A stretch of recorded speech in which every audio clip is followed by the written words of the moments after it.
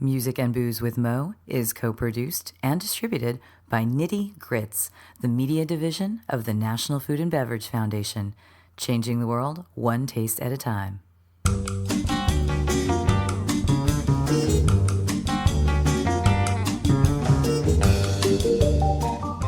Welcome to Music and Booze with Mo. I'm Mo Herms, and I've worked in the music industry most of my life, so have met some pretty amazing musicians over the years. I also love a good cocktail, and I've encountered some really interesting bartenders as well. It seems that there's a lot of crossover, so when I can, I like to talk to musicians and bartenders about music and booze. Join us at the bar, won't you?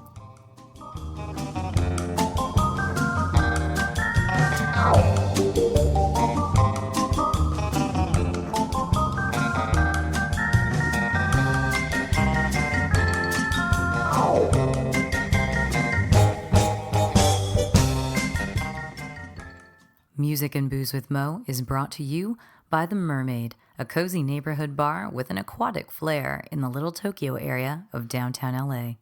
Open 7 days a week, featuring tropical cocktails and snacks, The Mermaid also has a daily happy hour from 5 to 8 p.m. Follow The Mermaid on Instagram at TheMermaidLA to hear about upcoming events and check them out at themermaidla.com. Head to 428 East 2nd Street, Los Angeles for a drink. Hey, you right. Hey, you right. Hey, you right. On this episode, we talk to Brian Sassen. He has been with the Repour Bar ever since they opened, and he's bounced around a little here and there in the Fort Lauderdale and Miami area, but he always seems to come home to the Repour Bar, which is in Miami. I highly recommend it if you go there. They can whip up some beautiful things for you and have a lovely menu on top of it. The music is really fun. They have all vinyl pop-up nights there, funk nights, soul nights, hip-hop nights, and when I went in there the first time, we were bonding on Dinosaur Jr., so you never really know what you're going to hear. But with Brian today, we're going to talk a lot about hip-hop, and he's going to spit us some rhymes, actually, which I found really incredible. And of course, we're going to talk about booze.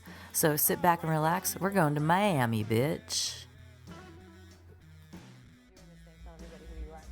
Are we starting? No, is it's this been happening? on. Oh, it's on now? Yeah. You want to know who I am? Yeah, people have to know who you are. All right. I can't just be talking to some random dude. Right. I talk to random dudes all the time. This is a little different. It's always weird talking about myself. You know? I try to let the people do that for me. I don't know you well enough to talk about you. No, that's kind of the point of this whole thing. You know? Well, okay, I can start before we tell anyone who you are, since you're being bashful right now. I met you, I think, 4 years ago. When did Repour open? Three and a half years ago. 3.5 years ago. Yeah. And I was actually going to Cuba. I was in Miami for a couple of days before I was going to Cuba, and I stumbled into your bar, or the bar that you were working at. And you stumbled out. I did stumble out. I tend to stumble out. It's because the drinks are wonderful. I don't you. really stumble too much. I'm not too giraffe on roller skates or anything. Right. But Giraffe on roller skates. I walk out happy. That's the plan. Yeah, and I remember walking in there and being like, this bar is amazing, and where did you guys come from? And the music was really great. We were listening to music, and you're like, that's because I love music. Like, pretty much, yeah. Well, all right then. So now I think you should tell people who this mysterious person is. Not that mysterious. Brian Sassen. Brian Sassen. Brian Sassen, born and bred in New York, and lived in Florida about 9 years now, and opened Isaac Grillo's cocktail bar. And that's down here in Repour in South Beach. Okay. And that opened up in the beginning of 2015. If you don't know Isaac, he's kind of a mainstay in the Miami scene. He came up, he worked at Haven, he worked with everybody who became somebody. And he Everyone became who worked somebody. with him? Pretty much. It was an incubator kind of situation? He was part of that whole, the team, like the Bar Lab team, the Broken Shaker team, and everyone from the Florida room. So Isaac kind of came up with all these guys, and everyone's blossomed to something special. Yeah, Miami has quite a scene going on down here for cocktails, yeah, which is lovely. It's pretty awesome. It must have made you feel real good. Give you kind of when did you start working in bars and such? Well, I started when I was 20, working at a restaurant in New York City. It's a chain restaurant, Chevy's Fresh Mix. I love this part of the story. Everyone with their Chipotles and their. Right. Someone was telling me, "Oh yeah, I worked in this like fast food joint. No, it was something like a Little Caesars. A Little Caesars in it, like next to a Kmart. Pretty much. Right. Those are the Chevy's Fresh Max. It opened up with an Applebee's right next door in Battery Park City. I was actually living in Battery Park City at the time. I was 20, and for some reason I wanted to work in a restaurant. I started there as the opening team as a server. Kind of worked there on and off because I was still in college going to SUNY Albany, upstate. When I was 21. I had a lot of friends at SUNY Binghamton and New Paltz. New Paltz. When I was 21, it was the summer, and I had actually got hired and was working a tavern on the Green. Oh wow! Yeah, that's a shift. But this is a career restaurant. You know, all the servers there, they make bank, and they've been there forever. Yeah. So I was only working lunch shifts, and it was hot, and I was outside, and I didn't love it. And then I was like, you know what, I could probably make the same money just working at night. So I left and went back to Chevy's. Ended up finishing up school, and when I finished school with my psychology degree, all I wanted to do was bartend. So I went back.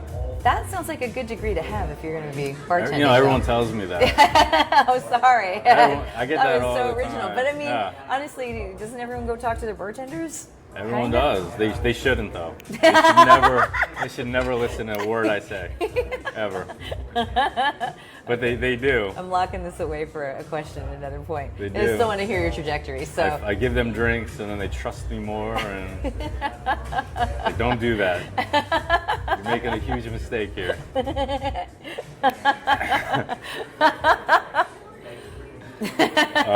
Sorry.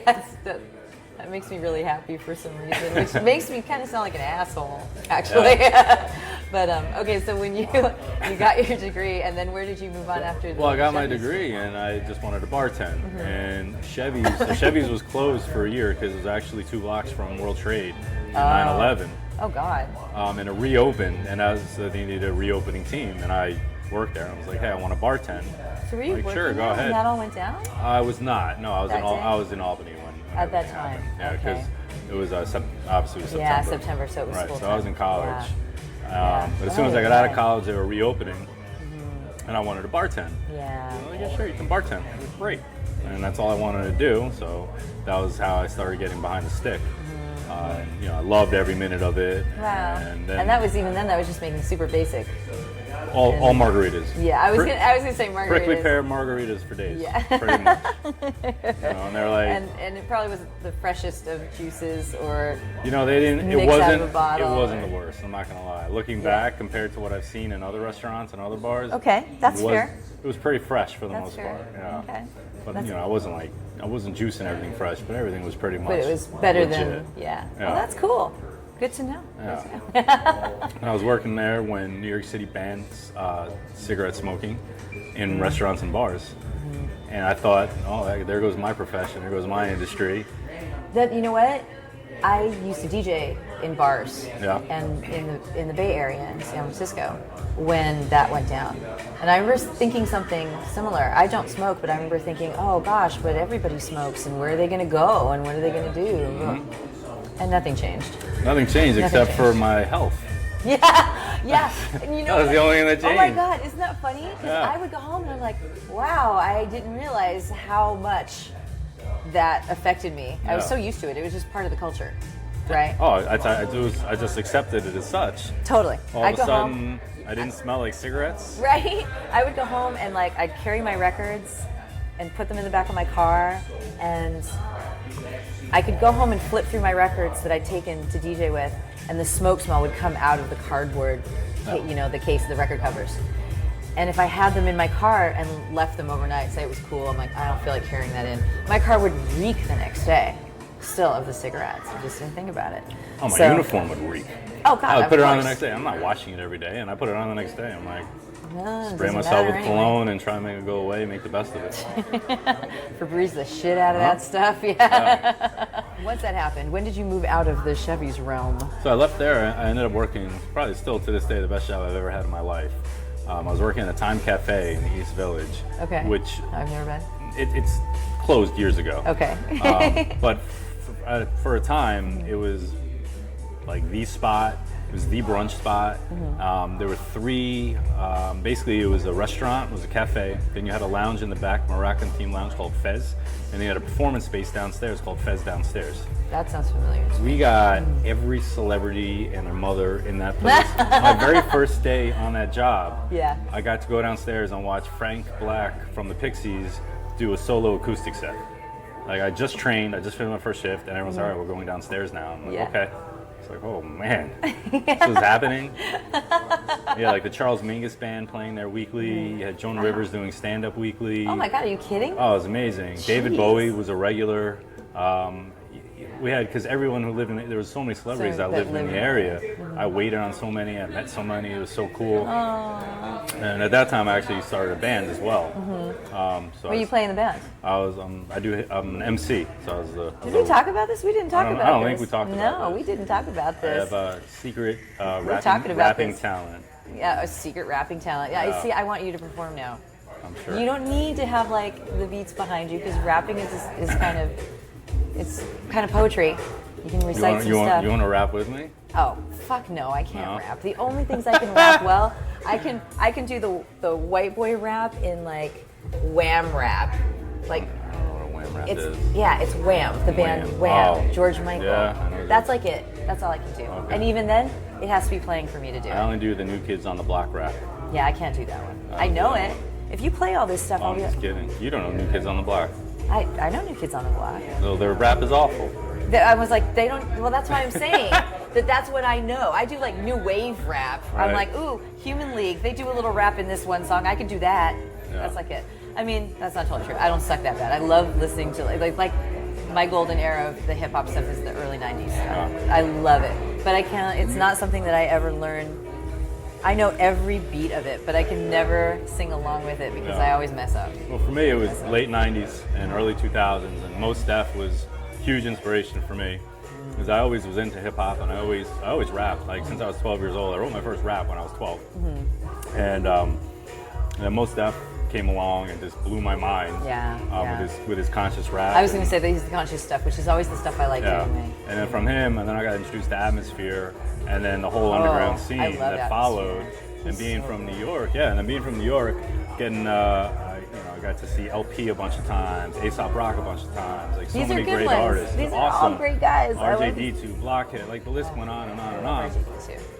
And I would go to all the underground shows. I would find all these underground open mics and get up and like just do ciphers with all these other local cats. Really? And, Oh my God, that's so cool. I had a band. It was called Breakfast Served at Dawn. Me and a couple of my friends, and it was basically if Grateful Dead did hip hop. That was what we were. That's making me hungry for some reason. I'm not hungry at all, but I don't know why that makes me hungry. Breakfast for Dawn, and it's Grateful Dead meets hip hop. Pretty much. It was So awesome. it's kind of Loved like it. jam hip hop or something. Kinda. Sort of. That's exactly what it was. So Yeah. we basically an Cool. organic jam band. That's cool. Well, see, okay, this is why I like the early 90s hip hop, but also the conscious hip hop is because it tends to have more melody and they're rapping, but there's more of a song-like quality to it, and I'm drawn to songs and everything. I love words, so you would think I would love hip hop, but I love melodies too. And that's why all the ones that you're listing off all fall into that for me, and they're not like hugely mainstream. But they kind of are, but not like, the big ones to me get really repetitive and sound very much the same and sing about the same kind of stuff, and so it gets kind of boring. Well, I think you're very limited mainstream. Yeah. With what you can actually put out because your mainstream audience is used to it's very formula. rare. It's very rare for you to be able to change the mainstream's way of listening or thinking.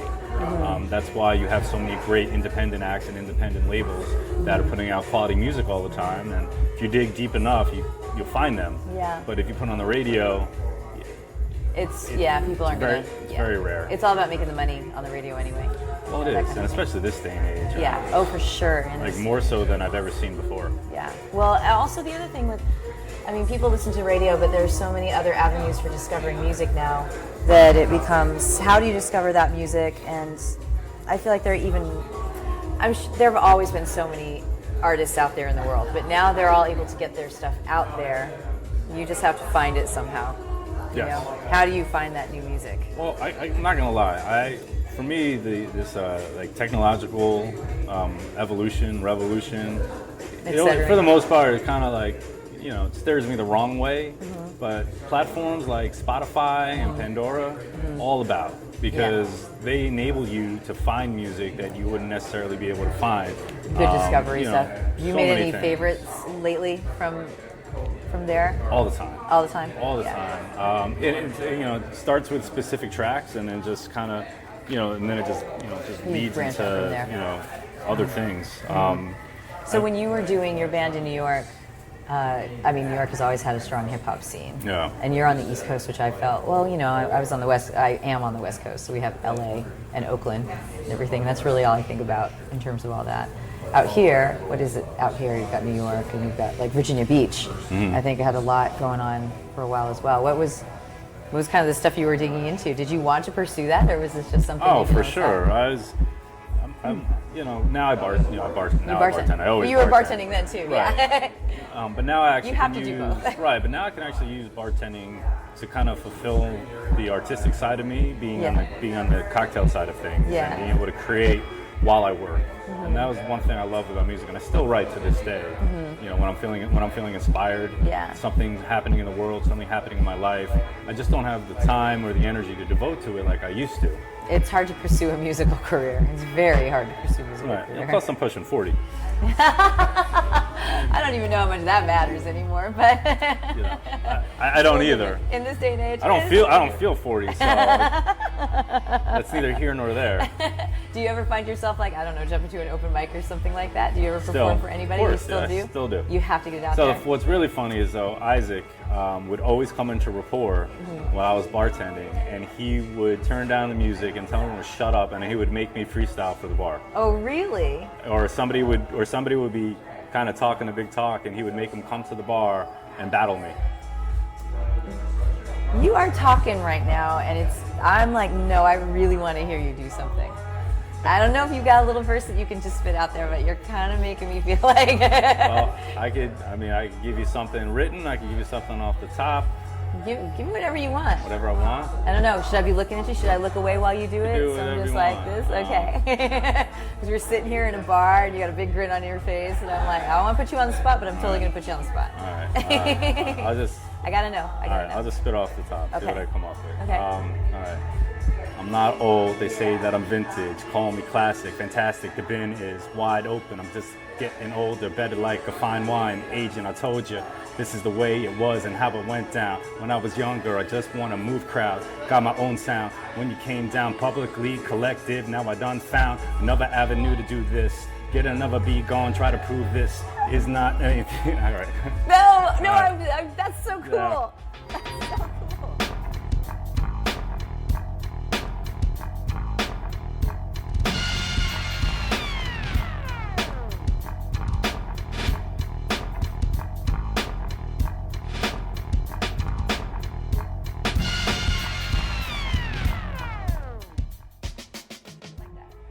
Sometimes the words get in the way, but Well, yeah.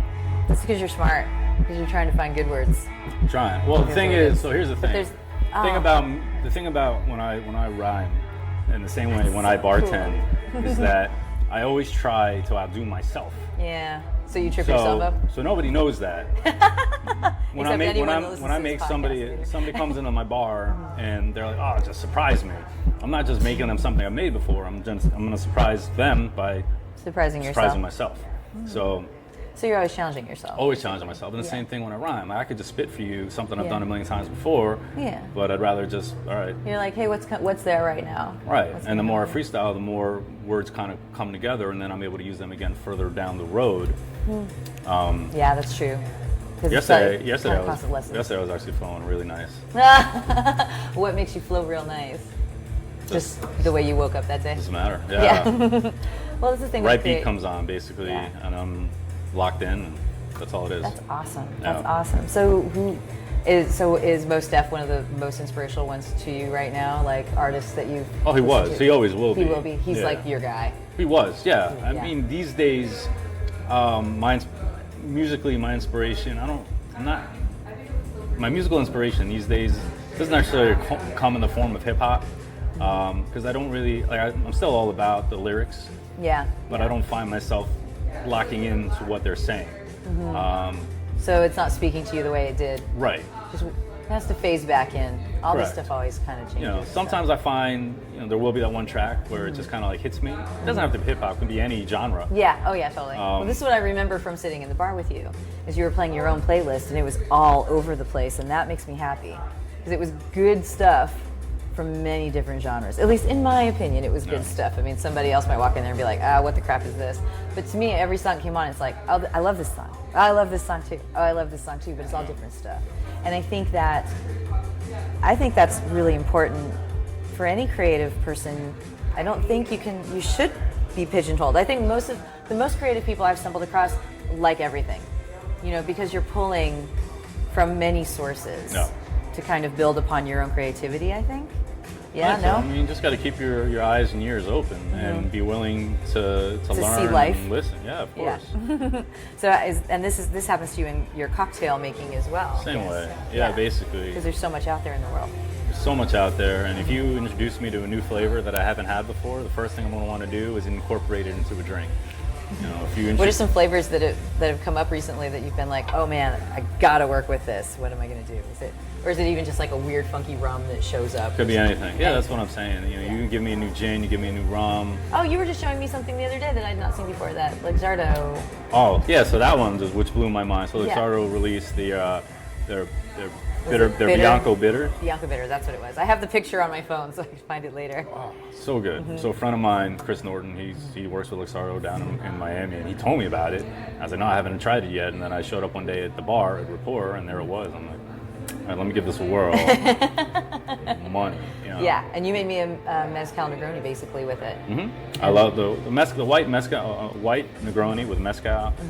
It's my favorite cocktail. That is your favorite cocktail? That is my favorite cocktail. Really? Yeah. So it was a white Negroni but a white mezcal Negroni, but now you're incorporating this. Right. So normally I would use Suze, but now I'm using the Luxardo. That's what it was. It was the Suze. Can't go really wrong either way. Yeah. And then a nice like Bianco vermouth on top. So if you're sitting at home and you've made yourself that drink, what are you listening to while you're sipping on that? Does that change every day, or is there something that just goes really nicely with that cocktail? I would say it changes every day. There's this one track that I love. Again, it's this great beat. It's Troy Ave. He's got this track with Action Bronson. Okay, I know Action Bronson. And they sample. I gotta remember the sample. It's a Pusher Man. They sample Pusher Man. Okay. And it is phenomenal. And you could drink anything to it. You're doing it. That track comes on. I just stop what I'm doing. And I'm just getting down. I think it's called Wheelin' and Dealin'. That's the song? That's the song. It's called Wheelin' and Dealin'. It's Troy Ave with Action Bronson. He spits a verse on there, and a sample Pusher Man, and it's awesome. So it's alright. That'll be the name. Cocaine do the sponsor. Snorted off my dick, baby Johnson and Johnson. She is super free. Let her wear my 2 chains. While we ride around and get it, I'm the fucking dope man. In the fast lane, pedal underneath my sneakers. Whole lot of bass, I ain't talking about my speakers. I don't mean to boast, but I really am the most anticipated nigga out of Brooklyn. Toast to the good life, know a nigga indict. Married to the game, so far she been a good wife. Since I said I do, I cheated with a few. We got Drizzy on the weekend, all them bitches let her crew. XO, letters from my ex-ho. She want me to meet her. 4 pages and all, she wanna be a Leah. Rock the boat, the feds done showed up. Shipment got caught up, coke price go up. Hold up. But say, baby, I'ma run uptown. We gonna put a little something together at the other spot. Every time it comes on, I forget that it's on my playlist, and whenever it comes on, I'm like, yes. You're like, turn it up. Guess what? Y'all gotta wait 3 minutes. Hell yeah. But I'd say though, these days I'm listening more and more to artists like Big Gigantic and Galactic. Oh, okay. STS9. You're almost going back a little bit to the jam band kind of right. thing. But on the flip side, Slightly Stupid, Stick Figure, Pepper, Tribal Seeds. Okay, so I got big into reggae the these days. Yeah, reggae has kind of been my main thing, my main go-to the last couple of years. Well, they're all cousins. Yeah. Basically, Pretty all much. that kind of stuff. So Yeah. you still have the rhythms and you still have the jam kind of quality, just the the esotericness of all that music and everything. That's cool. So then, if you had your own bar, wait, we started talking about this. Oh yeah. You don't have to reveal your total concept. It's more like, what music would you want to have playing? Well, it would be basically an homage to my favorite underground artists, mainly hip hop on the hip hop side. So that would be kind of, I would want that really cool kind of like lots of graffiti everywhere, just but like artistic. We're not just tagging the joint. You know, we're doing it right. Yeah, it's graffiti art as opposed to tags. Right, and getting local artists that give them a space to be heard. You see a lot of beautiful stuff in Miami on the walls out there. There's gorgeous stuff on the walls out there. Amazing. The Wynwood area is just, it's insane. It's so beautiful. The art out there is just, my boyfriend actually used to come from that background in Detroit, similar. So he's got like the punk rock and the house, kind of thing, and was a skater. So there's all the tag stuff. Yeah. What more do you need? See all that, right? That combo just breeds into you're going to make beautiful things on a wall. Right. And whenever I look at all that stuff, I'm just like, this makes me happy. When I see some kid run up and just like scrawl something on a corner and then run back into their car or jump away, I'm like, you just made a mess. If you're going to do it, make something pretty or make something interesting. Everybody starts somewhere. Yeah, that's true. It's a debate. I'm sure your boyfriend started doing the same I'm thing. sure he did. I'm sure he did. I don't even want to know. I'm sure he ran from the cops many, many times. How many times did you run from the cops? Never. No, I was a good kid. I was a good kid.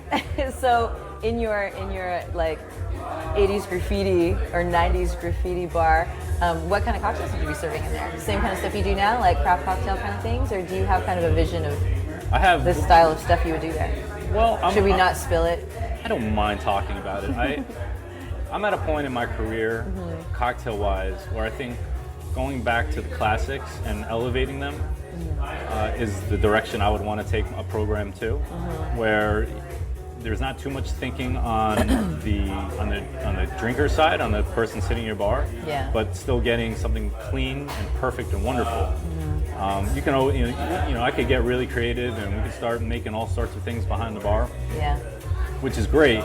But there comes a time and a place, I think, and menus these days, the way they read, people will sit there and it'll take 10 minutes just to get through the drinks, and then they still don't know what they want to drink. Because they've just been confused. And then they'll just still talk to me and say, well, I like gin, or maybe something like that, or cucumber. I'm like, it's confusing. And, half the words you see on a cocktail menu, people don't even recognize. It's true. And even I still don't even recognize. I still remember when I was living in New York, and I would go to Death & Co., and I would sit there, and I would read the menu, like, what is all this?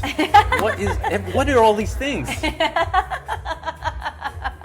Well, you don't know what you're getting. Right, and we kind of jumped over, you went to Repour and you were doing craft cocktails at this point, and now you're doing bar consultation more than anything, right? I'm doing that as well. Okay. Yeah. So where can people find you now? Right now, there's a restaurant in Fort Lauderdale called Grill 401. I just finished the job there, so they have a whole new bar program, a whole new cocktail menu. You can come in and try. One of my favorite drinks that I did on the menu is a tropical old fashioned. Oh, cool. Which is so good. So that means rum? So it's Oak and Cane rum, which is a local Florida rum. Oh, cool. Jaffard passion fruit liqueur, and then bitter cube blackstrap molasses bitters. Wow. Really, really simple, really easy, but it's just perfect. And that kind of thing is, when you were just saying before, your favorite drink is this Mezcal Negroni, white Negroni that you're doing. So this goes back to what you were saying about taking a classic and elevating it, keeping it simple. Keeping it real simple. And so that's been your mod or your Well, aesthetic. you also have to know where you are. True. I couldn't put together something more elaborate than the menu I put together there. If I went to a higher end cocktail bar, that I would work on. Whole different story. Then I'd start doing a lot more prep, adding a lot more to the menu. But this is kind of an introductory menu, not only for the bar and the people that work there, but for the town itself. Fort Lauderdale is still kind of like slowly getting to that point where they love their old fashions here. They love their Moscow mules here. Once with those two cocktails aside, very rare do basically what's funny is I'll get that one person that comes to the bar and then they'll just order the most bizarre classic cocktails just because they've learned all about them and they just want to try me. Which is fun, which I love. You're like, oh hey, I remember that. I remember making that at some point in my career. I had a guy here. He just came in, like my first bar shift at this bar. Comes in, he orders an East Side. I have no idea what. South Side with cucumber. Oh, okay, that sounds good. I didn't have cucumber. I just whipped him up something. It's basically made him South Side. He's like, okay, well, make me a French 75 now. Which, I mean, in this town, nobody drinks French 75. Like, here you go. So then his third round, he's like, all right, you're okay in my book. Surprise me. So actually, I kind of created this new drink that's a take on the last word. That is my go-to now. I was like, did we talk about this one? Because I love last words. I usually just put mezcal in it instead. So what I've done is I take out the maraschino and I replace it with banana liqueur. I alter the ratios and I add a Bianco vermouth. Ooh. So it's basically an ounce of gin, like 3/4 to an ounce of lime, like a fat 3/4 of lime juice, and then half ounce each of the banana, green chartreuse, and the vermouth. I'm glad I have this on tape perfect. So that I can try this when I get home. It's so good. If you shake it up nice and cold and do it just right, it's phenomenal. Yum. Kind of my new go-to.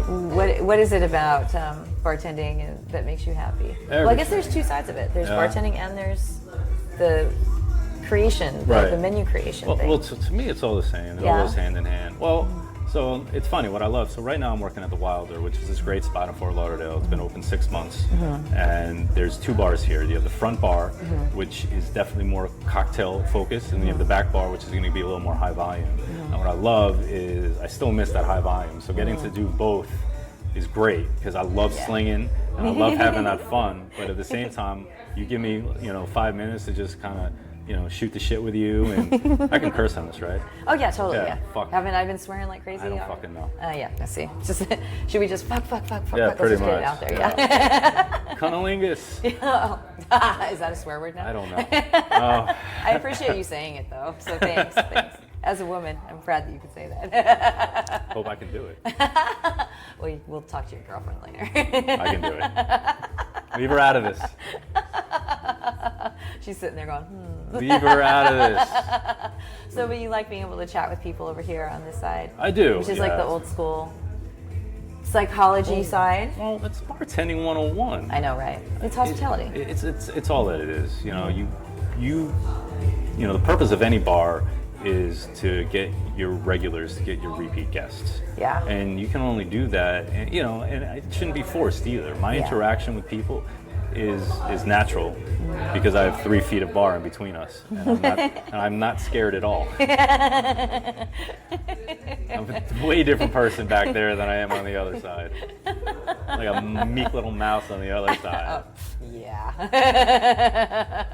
Unless I know the bartender, but chances are I do. So. That's wonderful though. So you get this side, then you go to the other side and just be like crazy town, just outlandish, fast, yeah. Just pouring 8 drinks at a time, Pretty kind of much, thing. yeah. That's awesome. Lining up 30 flaming Dr. Peppers and doing the whole domino explosion. Absolutely. So you feel like you're getting the best of both worlds right now. I do, yeah. Totally. I love it. It's actually a nice refresher. I did brand work for a year. I wasn't really behind the stick for a while, so it's nice getting back behind the bar and having some fun. And I get to incorporate a lot of different elements and what I've done in the past and bring it to the table where I am now, and at the same time be able to mentor the rest of the staff as well. Cool. And help them out, and just little things like this is all in the details. Every little thing about this bar, I just keep fixing, like here and there, just little details like bev naps going the right way, and little things. Yeah, fine tuning, because people notice that stuff. They don't notice it, but they notice it. I notice everything. Yeah. Everything. So I figured a disease. we've been doing this for a little bit. I'll let you finish your dinner. But where can people find info about you if they want to? If you want to learn about, they want to consult with you, or maybe just want to come have a drink. The best spot. If you want to follow me on Instagram, it's gourmet booze. So it's gourmet underscore booze. Okay. On Facebook, I'm just me, So Brian S. Sassen. Okay. And then you can find me in Fort Lauderdale at the Wilder. Okay. See me on Tuesday nights. That's the night. Tuesday's the best night. That's the best. Well, for me, it's the best night. It's gonna be our industry night. It's 50% off all night if you're in the industry. It's gonna be a shit show. If we do this right. That's what you're planning anyway. Hashtag Fuck Taco Tuesday. Or Tiki Tuesday. Tiki all those Tuesday all things. Is there a Tiki Tuesday? Yeah, oh yeah, Tiki Not down. Tuesdays. I don't think down here. I don't know if they're down here, but I feel like I've seen them all over the country at this point. Taco Tuesday everywhere. Oh yeah. Crazy. I'm from Southern California, so there's both of them, Tiki and tacos. Warranted in Southern California. Yeah. 'Cause your tacos are the fucking bomb. They are pretty good. Yeah. They are pretty good. You have to let me know the next time you're in Venice. We'll find some more tacos. There are always new tacos to be had. That's great. So, well, thank you so much, Brian. I appreciate you sitting down and chatting Thank you. with me This is today. awesome. And Yeah. keep you posted. Everybody come have his drinks. What up? We even got you to rap. That was so cool. All right, you gotta slow down. I'm trying to. I only took a little bit of Spanish. You got. I hear what you're saying, but yeah. All right, okay. All right, okay. All right, okay. I'm feeling you. Okay. All right, okay. All right, okay. All right, okay. I'm feeling you. Yo. I want to thank Brian again for coming and being on the show. You can find him at Miami at the Repour Bar. You can also find the Repour Bar on Instagram. It's Repour, like you're pouring, Repour Bar. And again, you can find Brian at gourmet_booze on Instagram. And you can find him on Facebook too. He said all this stuff. So if you're ever in Miami, go check him out. He's a really nice guy and really, really fun to talk to. Yeah, that's all I got for you this week. Thanks for listening. We'll have a little bit more to say here. Make sure you go check out the Spotify playlist by going over to my Facebook page. Music and Booze with Mo is brought to you by Barkeeper, a head shop for cocktail lovers, located at 614 North Hoover Street in Silver Lake, Los Angeles. Stop by for barware, vintage glassware, a carefully curated collection of spirits, and one of the most impressive selections of bitters anywhere. Follow them on Instagram and Facebook for information regarding spirits tastings. That's barkeepersilverlake.com, and also in the Virgil Village neighborhood of Silver Lake, Los Angeles. Thanks for tuning in to our barroom chats on Music and Booze with Mo. For more info about today's guests and our Spotify playlist, check out my Facebook page, Mo Herms. Please subscribe to the podcast and feel free to tell all your friends about it. Lower your expectations and join us at the bar. Till next time, cheers.